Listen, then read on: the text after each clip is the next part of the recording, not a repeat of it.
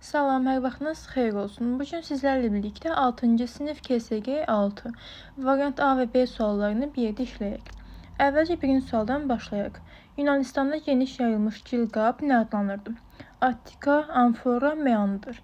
Deməli, amfora nədir? Yunanistanda geniş yayılmış gil qabdır, yəni gildən hazırlanırdı. İkinci sual. Metalın neçə bədii emal üsulu var? Burada cavab olacaq A variantı 4. Hansılardır? Zərb etmə, həkk etmə, döymə, tökmə. Üçüncü sual. Metalın ən qədim bədii emal növü hansıdır? Zərb etmə, döymə, tökmə. Ən qədimi döymə olmuşdu. Çünki ən qədimdə döymə üsulundan çox geniş istifadə olunurdu. Dördüncü sual. Rodos nəhəngi adada neçə il mövcud oldu? Deməli, burada cavab nə olacaq? 65 il. Adada 65 il mövcud olmuşdu. 5-ci sual. Mark Avrelin atlı heykəli hansı materialdan yaradılmışdır?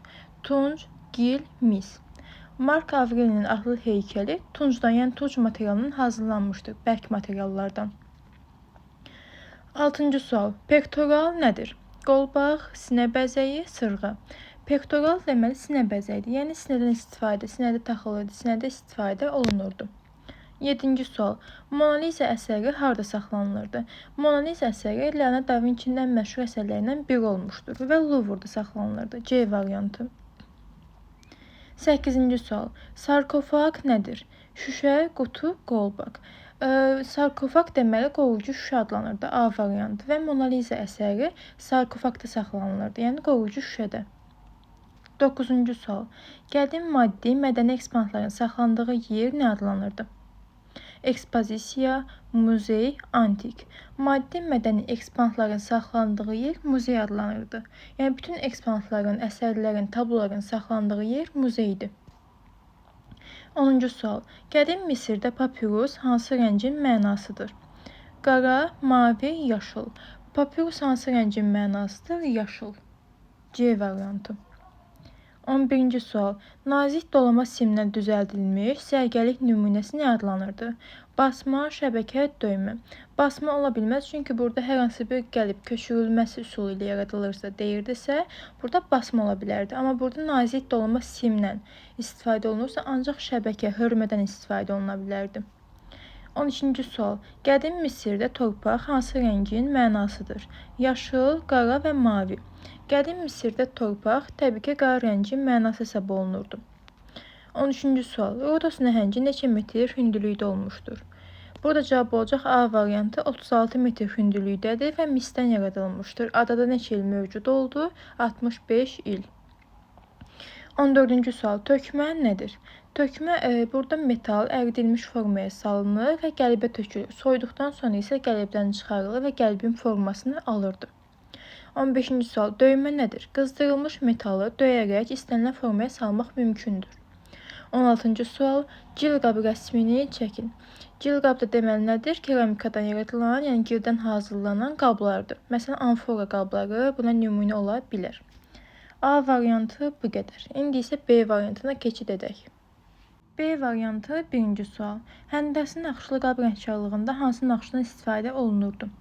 Əgər həndəsi deyirsə, bu olacaq B variantı meandr. Meandr nədir? Çevrə, çarpaz xətlərdən ibarət naxışdır. 2-ci sual. Əridilərək qəlibə tökülən metalın bədii emal üsulu hansıdır? Əgər əridilirsə, bu olacaq tökmə. Qəlibə tökülür, sonra da qəlibdən çıxarılaraq qəlibin formasını alırdı. 3-cü sual. Qədim Misirdə metalın hansı emal üsulu geniş yayılmışdır? Deməli, qədim Misirdə, Yunanistanda və başqa yerlərdə daha çox yayılan metalın emal üsulu hansı oldu? Burada olacaq zərb etmə, yəni C variantı. 4-cü sual. Rodos nəhəngi hansı materialdan yaradılmışdır? Tunc, mis, mərmər. Rodos nəhəngi misdən yaradılmışdır və neçə metr hündürlükdədir dedik? 36 metr hündürlükdə olmuşdur. 5-ci sual. Misirdə səhra rəngi hansıdır? Qırmızı, yaşıl, sarı.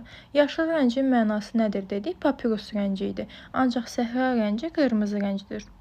6-cı sual. Hansı əsər Leonardo da Vinci'yə aiddir? Mona Lisa, Örtüşlü qadın, Konstabillə Madonna. Örtüşlü qadınla Konstabillə Madonna Rafael Santi'nin əsəridir. Ancaq Mona Lisa Leonardo da Vinci'nin ən məşhur əsərlərindən biri olmuşdur ki, bu da Louvre'da saxlanılırdı. 7-ci sual. Fransa mədəniyyətinin simvolu nə sayılırdı? Ermitaj, Louvre, Topkapı. Burada cavab olacaq Louvre. Çünki Fransada, Parisin mərkəzində yerləşən muzey hansıdır? Louvre. Topkapı Türkiyədə yerləşirdi. Ermitaj isə Rusiyada. 8-ci sual. Amfora qabları nədən hazırlanırdı? Mərmər, gil, ağac. Amfora qabları keramikadan, yəni gildən hazırlanırdı. B variantı. 9-cu sual.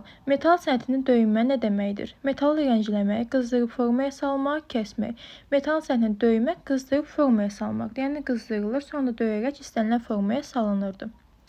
10-cu sual. Metal məmulatların hazırlanmasında hansı material istifadə olunurdu? Metal dedik ki, necə bir şey? Bərk materiallardan istifadə olunan məmulatdır. Ona görə də burada olacaq dəmir. Yəni bərk materialdan istifadə olunmalıdır. 11-ci sual. Zərgərlik sənəti hansı sahəyə aiddir? Memarlıq, rəngçalıq, dekorativ tədbiqi sənət. Burada cavab olacaq dekorativ tədbiqi sənət. Çünki dekorativ tədbiqi sənətin növləri hansılardır? Zərgərlik, toxuculuq, oyma naxışlı daş, xalçacılıq və s.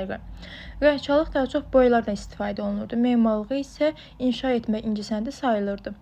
12-ci sual. Metal sənətində iki metalın birləşdirilməsi nə adlanırdı? Bişirmə, qaynaq, rəngləmə. Burada olacaq qaynaq.